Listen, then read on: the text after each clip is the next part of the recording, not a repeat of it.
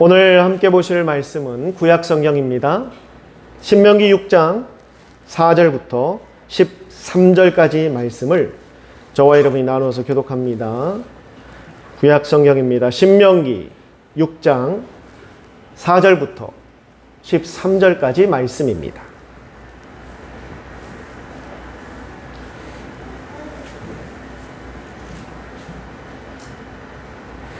제가 먼저 4절부터 말씀 읽겠습니다. 이스라엘아 들으라. 우리 하나님 여호와는 오직 유일한 여호와이시니 너는 마음을 다하고 뜻을 다하고 힘을 다하여 내 하나님 여호와를 사랑하라. 오늘 내가 내게 명하는 이 말씀을 너는 마음에 새기고 네 자녀에게 부지런히 가르치며 집에 앉았을 때든지 일을 할 때든지 누워있을 때든지 일어날 때든지 이 말씀을 강론할 것이며 너는 또 그것을 내 손목에 메어 기호를 삼으며 내 미간에 붙여 표로 삼고 또 내 집 뒷문과 방문에 들어갈지니라. 내 하나님 여호와께서 내 조상 아브라함과 이삭과 야곱을 향하여 내게 주리라 맹세하신 땅으로 너를 들어가게 하시고 내가 건축하지 아니한 크고 아름다운 성읍을 얻게 하시며 내가 세우지 아니한 아름다운 물건을 가득한 집을 얻게 하시며 내가 파지 아니한 우물을 차지하게 하시며 내가 심지 아니한 포도원과 방산나무를 차지하게 하사 내게 배불리 먹게 하시되 너는 조심하여 너를 애굽 땅 종 되었던 집에서 인도하여 내신 여호와를 잊지 말고 내 하나님 여호와를 경외하며 그를 섬기며 그의 이름으로 맹세할 것이니라. 아멘.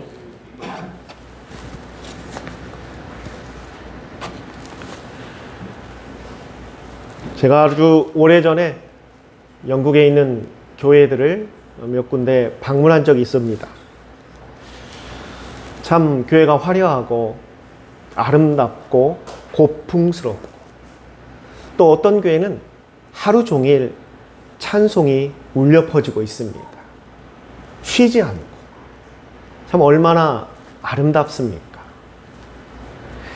그런데 그 아름다운 교회들이 예배를 드리는 곳이다라는 느낌을 받지는 못했습니다.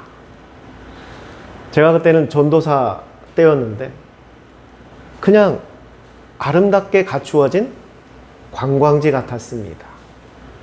수많은 관광객들이 찾아와서 사진을 찍고 또 기념 촬영을 하고 구경을 하는 모습들은 보이는데 예배하는 모습이 보이지를 않습니다. 심지어 어떤 교회는 들어가는 입장료도 받습니다. 시설을 관리해야 되기 때문에 받는다라고 합니다. 그것을 다 둘러보고 제가 느낀 점은 교회 같지가 않다. 그냥 멋있는 관광지 같다라는 느낌을 받았습니다. 그런데 이러한 문제가 영국뿐만이 아니라 이미 유럽의 많은 교회들이 그렇게 변해버렸습니다. 실제 주일에 예배를 가도요, 젊은 사람들이 교회에 없습니다. 그저 머리가 백발이 되신 어르신들 몇몇만이 그 큰 교회를 채우고 있습니다. 조용히 그저 예배 드리는 모습으로 끝난다고 합니다. 왜 유럽이 그렇게 변했을까? 왜 교회들이 그러한 모습이 되었을까? 말씀을 봐도 또 기도를 해도 또한 예배를 드리고는 있지만 말과 행동과 또한 삶과 생각과 모습들은 예수 믿지 않는 사람들과 별반 다르지 않기 때문이다라고 생각합니다. 미국에 있는 목사들에게 이렇게 질문했다고 합니다. 성도들이 아니라 목회를 하고 있는 목사님들에게 이런 질문을 했다고 합니다. 목사님은 하나님이 살아있다라는 것을 믿으십니까? 아니, 어떻게 목사님에게 이런 질문을 할 수 있습니까? 목사님은 예수님께서 정말 3일 만에 다시 살아나신 것을 믿고 계십니까? 목사님은 진짜로 천국과 지옥이 존재한다라고 믿습니까? 목사님은 정말 기도하면 하나님께서 그것을 응답해 주신다고 지금 믿고 계십니까? 목사님은 성령께서 정말 능력을 주신다라는 걸 믿고 계십니까? 누구에게 한 질문이라고요? 목사님들에게 한 질문입니다. 여러분은 어떻게 생각하십니까? 이 질문 앞에. 다 인정하십니까? 아니면 몇 가지만 인정이 되십니까? 아니면 저는 다 못 믿겠습니다라고 대답하겠습니까? 그런데 이 질문을 받은 목사님들 중에 무려 15%의 목사님들이 안 믿는다라고 고백했다라는 겁니다. 일반 성도도 이러한 고백을 하면 참 충격적일 텐데, 성도들을 이끌고 인도하는 목회자의 입에서 나는 하나님이 살아계시는 걸 믿지 않는답니다. 예수님이 정말 3일 만에 다시 살아났다라는 걸 믿지 않는답니다. 그리고 천국과 지옥이 있다라는 것도 믿지 않는답니다. 이게 목회자의 입에서, 무려 15%에 달하는 목회자의 입에서 나왔다고 합니다.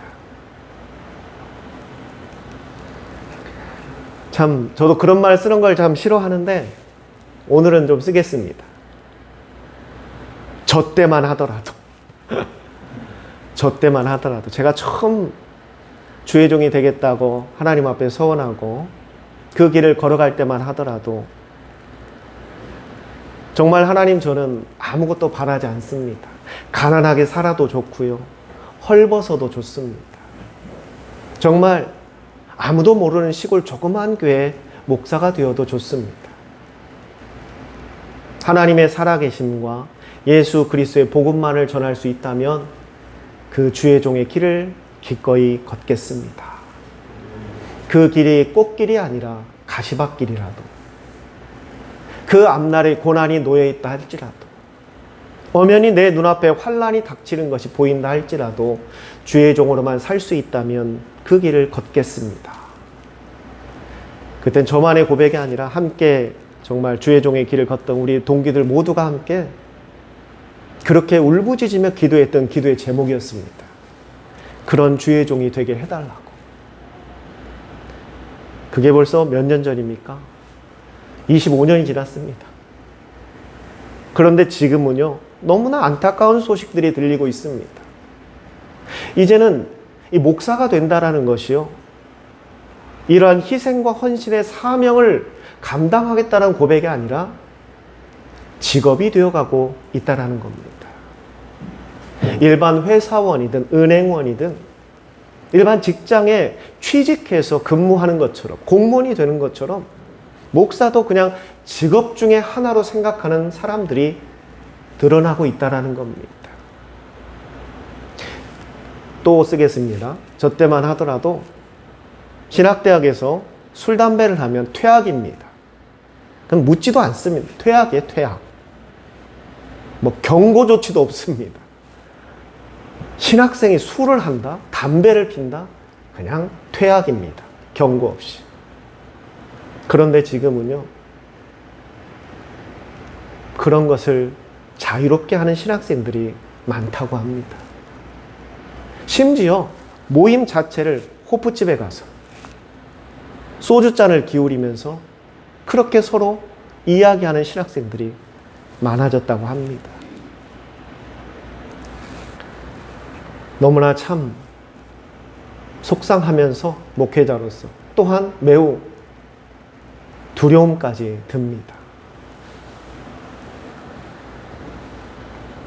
왜 이러한 일들이 계속 벌어지고 있는 것일까? 왜 점점 더 좋아지지 못하고 왜 점점 더 나빠지고만 있는 것일까? 우리의 복음은 참 진리입니다. 믿습니까? 하나님은 분명히 살아계십니다. 하나님이 분명히 살아계시고 예수님께서 모든 사망 권세를 이기시고 부활하셨고 우리에게 그 구원을 이루어 주셨습니다. 세상의 그 어떠한 진리보다 예수 그리스도의 복음이 참 진리입니다. 지금 이 시간에도 성령님은 우리 가운데 역사하고 계십니다. 그런데 왜 우리들의 이러한 신앙과 우리 기독교는 그렇게 더 좋아지지를 못하고 오히려 더 나빠지고 있는 것일까? 물론 여기에는 많은 의견들이 있을 수 있습니다. 그러나 저는 이렇게 봅니다. 성도들이 생각하는 기독교, 기도해도 응답이 없다라고 말합니다. 성도들의 고백입니다. 기도를 해도 응답이 없대요, 삶에. 말씀을 읽어도 그 말씀을 삶에 어떻게 적용해야 될지를 모른답니다. 그리고 강단에서 선포되어진 하나님의 말씀이 실제 내 삶에 현실적으로 다가오지를 않는답니다. 저 먼 나라 이야기, 이상향, 우리가 다다를 수 없는 그 이상향의 이야기를 하고 있는 것처럼만 느낀다고 합니다. 예배를 참여해도 기쁨이 사라진 지 오래라고 합니다. 그저 의무감으로, 책임감으로 참여하고 있다고 합니다. 이러한 것들이 복합적으로 우리를 이렇게 부정적인 모습으로 변화시키고 있는 것은 아닌가 싶습니다. 그럼 이러한 현상이 어쩔 수 없는 시대적인 흐름이기 때문에 우리가 그냥 받아들여야 되는 것인가? 목사님, 세상이 이제 변하고 시대가 그렇게 흘러가고 있으니까 순응해야 합니다. 그냥 받아들이셔야 합니다. 어쩔 수 없어요, 목사님. 시대가 그렇게 변해버렸다라고 우리가 그냥 그렇게 터부시할 수 있는 것인가? 저는 그렇게 보지 않습니다. 만약에 그게 맞다면 복음은 참 진리가 될 수 없기 때문에, 만약에 그 말이 사실이라면 예수님의 부활이 의미가 없기 때문에, 이것은 시대의 문제, 상황의 문제, 세상이 그렇게 변했기 때문에 일어나는 자연스러운 반응이 아니라 우리가 미처 깨닫지 못하고 있고 제대로 알지 못하기 때문에 겪고 있는 혼란이라고 생각합니다.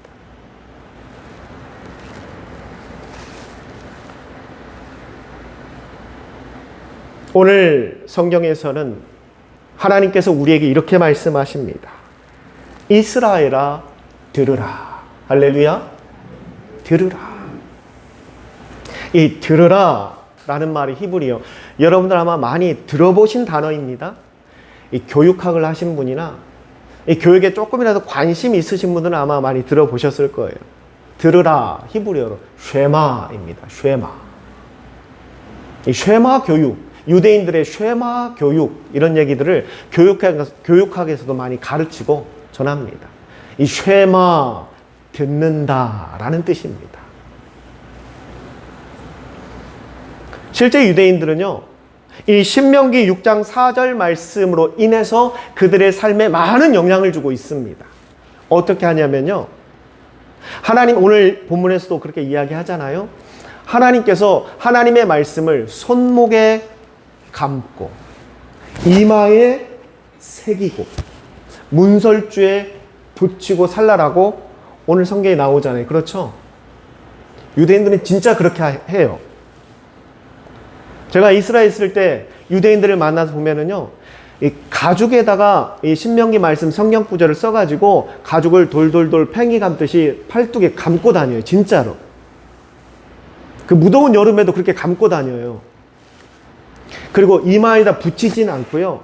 왜 이스라엘 보면 유대인들, 정통 유대인들 보면 까만 모자 쓰고 다니는 사람들 있잖아요. 그쵸?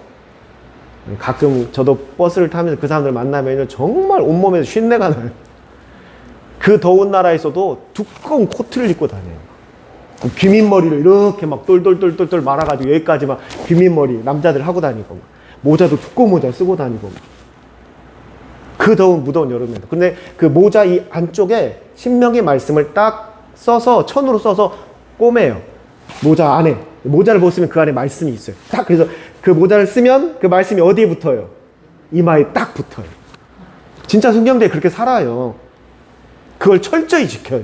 어릴 때 꼬맹이들도 그 모자에다 그걸 써가지고 가끔 보면 어른들은 더워도 이걸 안 벗거든요. 근데 제가 보면 꼬맹이들은 어쩔 수 없어요. 더우니까 가끔 벗어도 이렇게 해요. 더울 때. 그럼 그 꼬맹이들 모자에도 딱 써 있어요. 성경 말씀이. 그걸 딱 쓰면 이마에 탁 옵니다. 그 집집마다 문설주 기둥에다가 하나님의 말씀을 탁 써놓고 유대인들은 지금도 삽니다. 그러면서 그들은 이렇게 이야기합니다. 하나님의 말씀대로 내가 순종하고 있다라고 이야기하고 있어요. 얼마나 그걸 자랑스럽게 여기는지 몰라요. 얼마나 뿌듯하게 여기는지 몰라요. 자신들은 이렇게 하나님의 말씀을 매일같이 팔뚝에 감고 다니고 이마에 붙이고 다니고 집 문설주에 다 써놓고 다니고 있다. 얼마나 내가 이렇게 하나님 말씀에 순종하는지 한번 봐라. 자신들의 의를 드러내면서 그렇게 이야기합니다. 그런데 여러분, 오늘 성경에서 하나님께서 말씀하시는 것은 정말로 팔뚝에 말씀을 써서 돌돌돌 감고 다니고 이마에다 성경을 딱 붙이고 다니라는 그런 의미가 아니에요. 그렇게 했다고 해서 하나님의 말씀에 순종하고 살고 있다라고 이야기하는 것이 아니라는 겁니다. 그게 아니에요. 하나님의 말씀은요, 여러분, 귀로 듣는 것이 아니라 마음으로 듣는 것입니다. 믿으십니까? 하나님 말씀을 귀로 듣는 게 아니라 마음으로 들어야 돼요. 그래야 울림이 있고요. 그래야 결단이라는 게 생기는 겁니다. 하나님의 말씀은 생각으로 듣는 것이 아니라 내 삶으로 듣는 것입니다. 내 삶이 하나님의 말씀을 듣고 있어야 돼요. 하나님의 말씀은 판단하는 게 아니고요, 감사하는 겁니다. 할렐루야. 하나님의 말씀을 판단하는 게 아니에요. 감사하는 겁니다. 하나님의 말씀은 내가 선택하는 게 아니라 순종하는 겁니다. 이게 하나님의 말씀을 듣는 자세예요. 오늘 하나님께서 이스라엘아 들으라, 이 쉐마 말씀한 것은 그저 팔뚝에 성경 말씀 돌돌돌 몰고 다니고 이마에다 붙이고 다니라는 의미가 아니라 너의 마음에 새기고 삶으로 드러내고 감사하며 순종으로 따르라는 겁니다. 그게 하나님의 뜻이에요. 그런데 유대인들은 그냥 글자 그대로만 받아들였어. 그들의 삶이 어떠하든, 그들이 무슨 짓을 하고 살아가든, 그들의 삶 속에 하나님이 드러나든 드러나지 않든 그저 팔뚝에 성경 구절 써갖고 다니고 이마에 붙이고 다니면 하나님 말씀에 순종한다라고 그렇게 믿고 있다라는 겁니다. 그것은 결코 하나님의 뜻이 아니에요.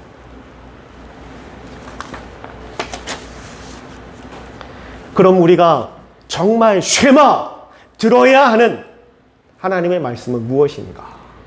그것을 오늘 성경에서 하나님은 구체적으로 설명하고 있습니다. 첫 번째 4절에 이야기합니다. 하나님은 오직 한 분 하나님이라는 것을 들어야 합니다.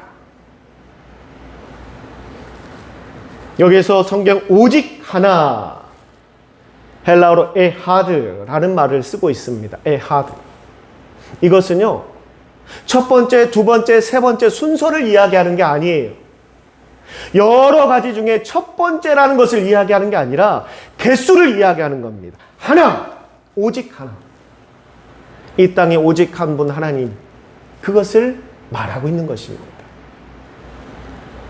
신명기 4장 35절에 이렇게 이야기합니다. 이것을 내게 나타내심은 여호와는 하나님이시요 그 외에는 다른 신이 없음을 내게 알게 하려 하심이니라. 할렐루야. 하나님이 선포하셨어요. 하나님 이외에는 그 어떠한 신이 존재하지를 않아요. 여러 신들 중에서 가장 힘센 신, 여러 신들 중에서 으뜸이 되는 신이 아니라 세상에는 그 어떠한 신이 존재하진 않아요. 오직 한 분 하나님만 존재한다는 겁니다. 성경은 끊임없이 우리에게 그것을 이야기하고 있어요. 그것을 들으라는 겁니다. 그것을 들으라는 거예요. 그리고 5절에 말합니다. 하나님을 사랑하라. 여러분, 하나님 사랑하십니까? 얼만큼 사랑하십니까? 얼만큼? 하늘만큼, 땅만큼. 바로 나오죠? 하늘만큼, 땅만큼. 하나님을 사랑하라. 성경에서 보면은요, 하나님을 사랑하라라는 말이 무려 17번이 나옵니다. 17번. 보통 여러분들, 연인 간에, 자, 여러분들 과거에 연애하던 때로 한번 돌아가 봅시다. 연인 간에, 당신 나를 사랑해요? 물어봅니다. 그럼 뭐라고 대답하죠? 사랑하는 사람은? 네, 그럼 당연히 사랑하지. 바로 또 물어봅니다. 정말로 나를 사랑해요? 그럼. 또 물어봅니다. 진짜로 나를 사랑해요? 그렇다니까 왜 자꾸 물어봐? 진짜로 나 사랑하고 있어요? 이 사람 왜 그러지? 사랑한다니까? 정말로 나를 사랑해요? 왜 그러지 지금 자꾸 나한테? 여러분 한 17번 물어본다고 생각하면 여러분 뭐라고 대답하겠습니까? 계속 사랑하냐고 17번 물어보면 그 말 가운데 의중에 뭐가 있다라고 느껴져요? 내가 너를 사랑하지 않는다라고 생각하고 있구나. 그 마음이 들어요, 안 들어요? 들죠. 한두 번이 아니고 무려 17번이나 물어본다고 생각해보세요. 정말로 나를 사랑하냐고 17번을 계속 물어보면 이 사람이 나를 못 믿고 있구나. 내가 지금 사랑하고 있다는 걸 못 믿고 있구나라는 생각이 들어요, 안 들어요? 그래서 하나님께서도 이렇게 이야기합니다. 요한복음 5장 42절에 그러나 너희 마음속에 하나님을 사랑함이 없다. 하나님을 사랑하라고 무려 17번을 얘기하셨어요. 그리고 나서 예수님께서 하신 말씀이 요한복음 5장 42절에 그렇게 기록되어 있습니다. 그러나 너희 마음속에 하나님을 사랑함이 없구나. 여러분, 하나님을 사랑하시기 바랍니다. 진심으로. 입으로 사랑하는 게 아니라 진심으로 하나님을 사랑하시길 바랍니다. 또한 6절에 말합니다.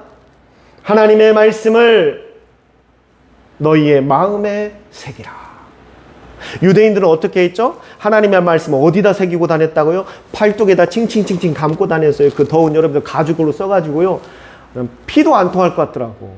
그런데 그게 보니까요, 정확히 저는 제가 들어보질 못해서 판단은 못하겠지만 제가 본 바로는 이 주기적으로 이것을 풀르더라고요. 다시 버스 정류장 보니까 이게 막 풀러서 다시 한번 쭉 읽어보더니 다시 또 이 엄지손가락에 절차도 있어요. 아무렇게 하는 게 엄지손가락에 껴가지고 이렇게 또 팔을 또 감아요. 또 그리고 막 이러고 다녀요. 계속. 그러다가 또 시간 되면 또 다시 이거 풀러서 또 쫙 읽어요. 그리고 또 다시 또 막 감아. 이걸 하루에 몇 번 하는지는 제가 안 물어봐서 모릅니다. 그리고 이마에 막 붙이고 다녀요. 여러분, 그런다고 해서 하나님의 말씀이 우리에게 새겨지는 게 아니에요. 하나님의 말씀을 어디에 새기라? 마음에 새기라는 겁니다. 마음에 새기면 지워지지 않아요. 잠언 4장 23절에 말합니다. 무릇 너희는 지킬 만한 것보다 너희의 마음을 지키라 라고 말하고 있습니다. 왜? 생명이 여기에 있기 때문에. 하나님의 말씀을 마음에 새기시길 바랍니다. 또한 7절에 말합니다. 그 하나님의 말씀을 자녀들에게 가르치라라고 말하고 있어요. 누구에게 가르치라고요? 자녀들에게 가르치라. 여러분, 우리 사랑하는 자녀들에게 하나님의 말씀을 많이 들려주시기 바랍니다. 많이 들려주세요. 그래야지 우리 자녀들이 바르게 성장합니다. 올바른 가치관을 갖고요. 그의 심성이 온화해지고요. 무엇보다 하나님께서 원하시는 삶을 살아가는 귀한 자녀로 성장할 수 있습니다. 하나님의 말씀을 많이 들려주시기 바랍니다. 또한 8절에 말합니다. 몸과 마음을 말씀으로 지키라 라고 말하고 있습니다. 우리의 몸과 마음을 무엇으로 지키라고요? 말씀으로 지키라고. 마음을 말씀으로 지킨다라는 건 이해가 되는데 몸을 말씀으로 지켜라? 이거 선뜻 이해가 안 가요. 내 몸을, 내 육체를 어떻게 말씀으로 지킬 수가 있지? 레위기 11장 42절에 말합니다. 나는 여호와 너희 하나님이라. 내가 거룩하니 너희도 그 몸을, 육신을 거룩하게 구별하라 라고 말하고 있습니다. 하나님 분명히 말씀하셨어요. 이 거룩하다라는 것은 내 마음과 생각만을 이야기하는 게 아니라요, 내 육신도 거룩해야 한다라는 겁니다. 그럼 육신이 거룩하다라는 게 뭘까요? 하루에 막 3번씩 샤워하고 늘 깨끗한 옷을 입고 막 향수를 뿌리고? 아니, 하나님께서 허락하지 않는 것, 하나님께서 싫어하는 것을 행하지 않는 것이 내 몸을 거룩하게 지키는 것임을 믿으시기 바랍니다.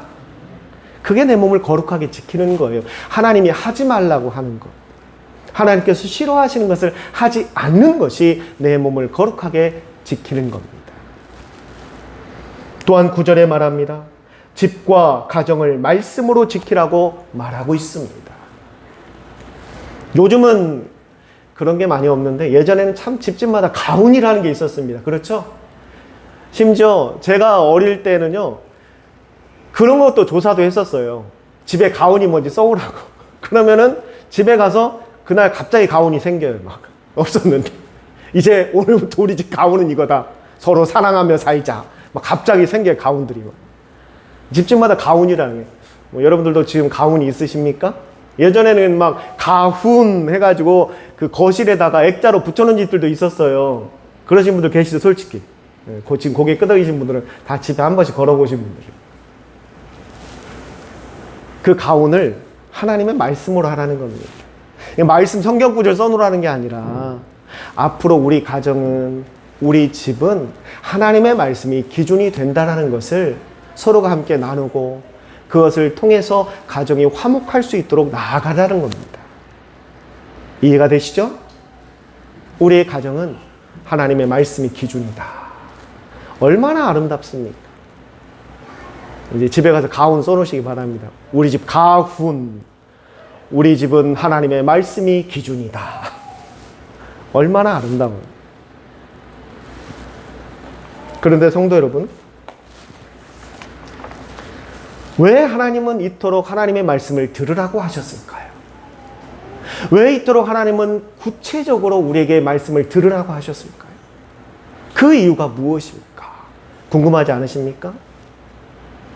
심지어 막 팔뚝에도 말씀을 써라, 이마에도 붙여라, 문설주에도 붙여라, 집을, 가정을, 너희의 마음을, 너희의 몸을 하나님의 말씀으로 지키고 하라고 왜 그렇게 하나님 우리에게 이야기하고 계실까? 그 이유가 있을 거 아니에요. 그냥 하나님께서 하신 말씀은 아닐 텐데 그 이유가 무엇일까?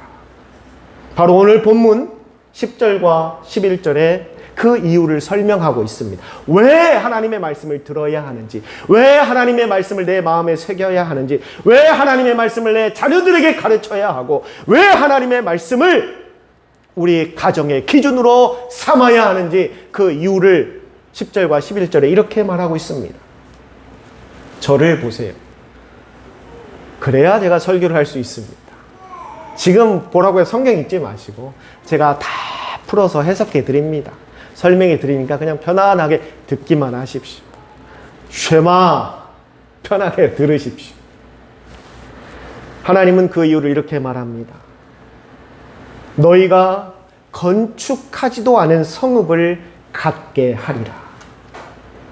너희가 채우지도 아니한 아름다운 물건들이 너희 집 가정에, 집에 가득가득 채워지게 하리라.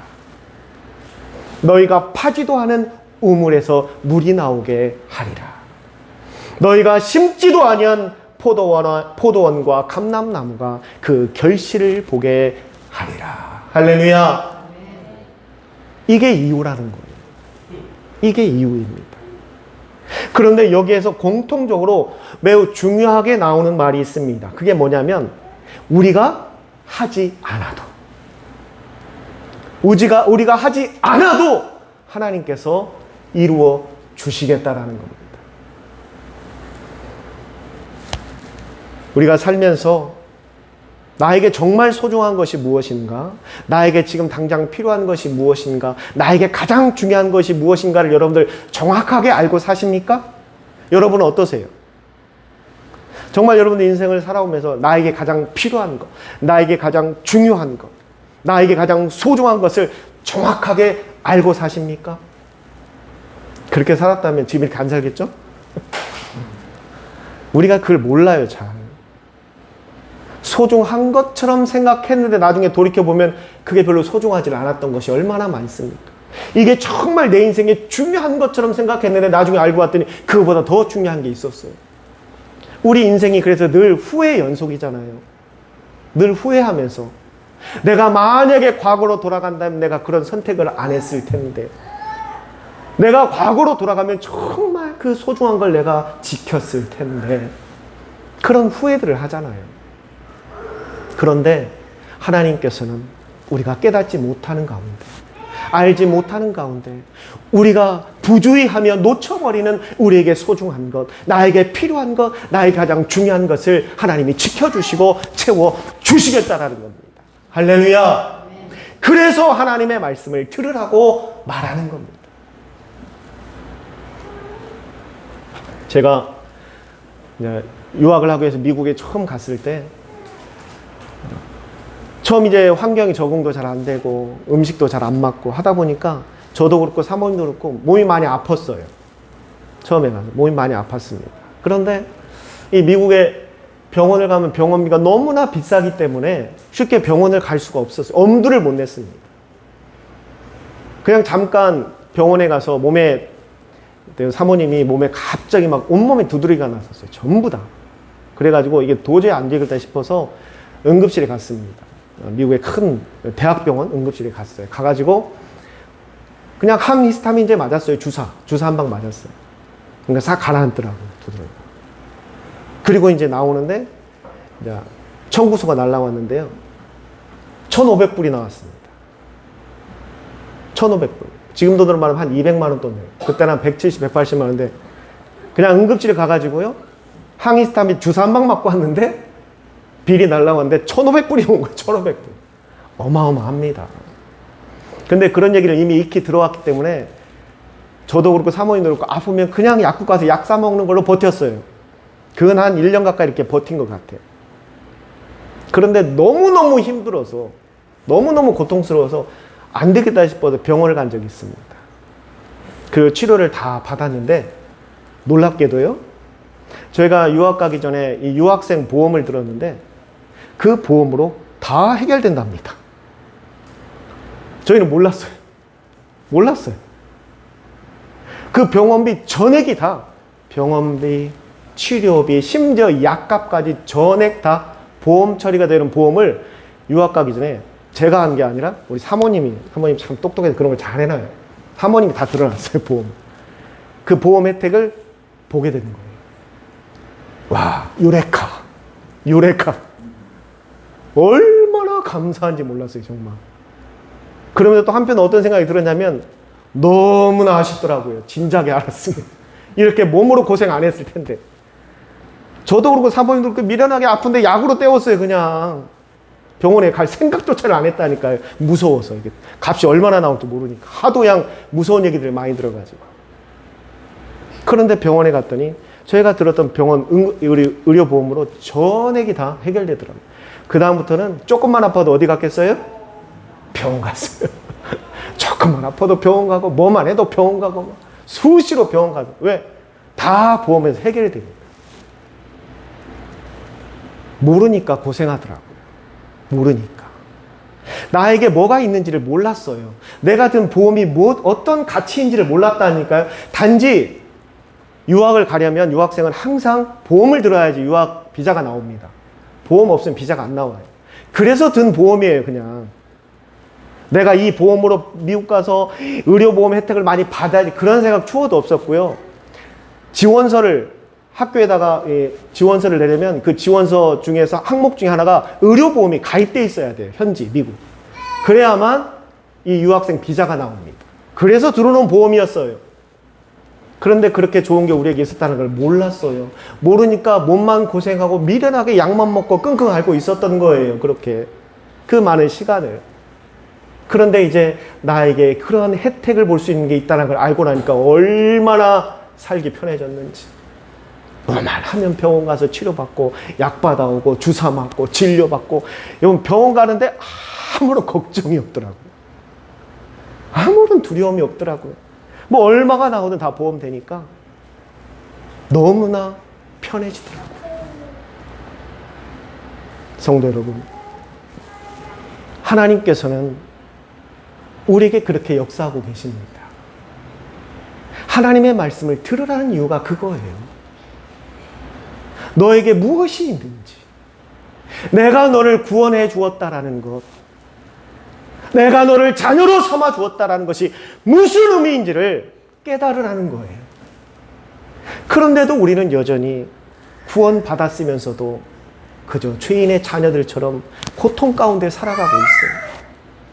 매번 인생이 힘들다라고 말합니다. 고달프다고 말해요. 왜 내 인생은 예수 믿어도 이렇게 힘든가? 왜 내 인생은 구원받았는데도 이렇게 힘든가라고 이야기합니다. 여러분, 힘들지 않는 게 정상이고요. 축복 가운데 살아가는 게 정상인데 우리가 그것을 모르고 있어요. 내가 구원받는다는 것이 얼마나 큰 은혜인지를, 내가 하나님의 자녀가 되었다는 것이 얼마나 큰 특권을 갖고 있는지를 우리가 미처 깨닫지를 못하고 있으니 우리 육신이 우리의 모든 삶이 여전히 고달플 수밖에 없는 겁니다. 제가 그 보험의 가치를 깨닫지 못했을 때 제가 몸으로 겪었잖아요. 그 힘든 삶을. 아파도 병원 못 가고 그냥 약으로 때워야 되는 그런 삶. 언제까지 이렇게 살아야 하는가? 정말 그때 유학을 포기할 생각까지 했었어요. 너무나 힘드니까. 그런데 나에게는 정말 큰 혜택이 있었다는 걸 뒤늦게 깨닫고 나니까 너무나 그동안의 삶이 어리석었고 너무나 안타깝고. 여러분, 왜 하나님께서 그 말씀을 들으라고 이렇게 외치고 계시는가? 왜 하나님의 말씀을 들으라고 그렇게 하나님께서 부르짖고 계시는가? 그 의미를 우리가 알아야 한다는 겁니다. 우리가 알지 못해서, 깨닫지 못해서 놓치고 있는 우리의 소중한 것들, 정말 나에게 필요한 것이 무엇인지조차도 모르면서 달려가고 있는 우리들에게 하나님이 놓치지 않고 우리에게 필요한 것, 소중한 것들을 채워주시겠다라는 겁니다. 우리는 모르고 다 놓치는 게 너무나 많기 때문에 그 놓치는 것 하나하나까지 하나님이 챙겨주시고 채워주시겠다라는 겁니다. 그러니 너희는 하나님의 말씀을 들으라고 말하는 겁니다. 하나님의 말씀은 우리의 생명과 축복에 직접적인 관계가 있습니다. 그래서 우리는 하나님의 말씀을 들어야 합니다. 하나님은 정확하시며 분명하신 분입니다. 하나님의 응답과 축복은 언제나 정확히 우리 삶 가운데 임합니다. 이게 응답인가 아닌가? 이게 축복인가 아닌가? 가물가물하게 주시지 않습니다. 명확하게 주십니다. 여러분, 대전에서 KTX를 타려면 어디로 가야 됩니까? 어디로 가야 돼요? 잘 모르세요? 네, 대전역에 가야죠. KTX 타려면 대전역에 가야 됩니다. 그런데 저 구암역에 가니까 구암역에도 기차가 오더라고요. 그렇죠? 구암역에도 기차가 와요. 그래서 KTX 타려고 구암역에 딱 서 있으면 어떻게 됩니까? 어떻게 돼요? 탈 수 있어요, 없어요? 못 타요. 기차 비슷한 게 오긴 하지만 그건 기차가 아니라 뭐예요? 지하철이에요. 거기 하루 종일 서 있어 봐야 KTX는 안 옵니다. KTX를 타려면 대전역에 가야 돼요. 기차역 비슷하게 생겼다고 해서 KTX처럼 기차처럼 비슷한 게 온다고 해서 그게 KTX가 아니에요. 왜 이 말씀을 드리느냐?